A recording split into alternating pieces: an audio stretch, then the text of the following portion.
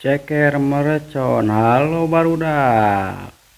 Kusabab urang teh hayang anu lada-ladanya jeung anu gurih-gurih. Terus urang inget lamun ngadahar ceker merecon meureun ngeunanya alias ceker ti cabean teh nya. Teu nungguan lila langsung wae urang ka dapurnya. Tai rempah-rempahna alias perbumbuanana nya. Sabab hayang lada teh jadi ayeuna mah cabena oge kudu loba oge nya.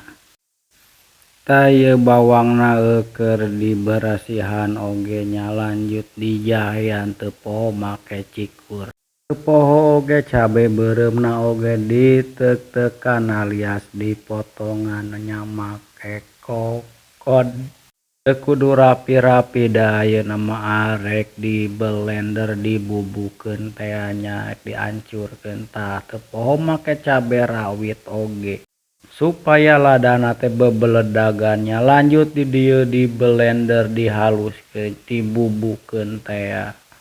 Tah ieu si cekerna geus ngagoplak geus ngagolak lanjut diangkat teu poho bumbuna dibahekeun oge kana katel. Ulah waka make minyak supaya caina saat oge nya tah lanjut ayeuna ku urang diminyakan. Sanggeus kitu mah langsung digebruskeun si cekerna anu meunang ngagodog teh nya geus asak. Tah ti dieu langsung diperbumbuan nya. Teu poho tah make lada ku oge biar sedep oge. Gulaan, uyahan, mecinan, sagala we dibreken nya supaya rasana ngeunah tah lanjut ti dieu digula gole diadukeun. Kusabab geus asak ieu cekerna barudak nya geus ayeuna mah langsung diangkat di kana wadahkeun nya.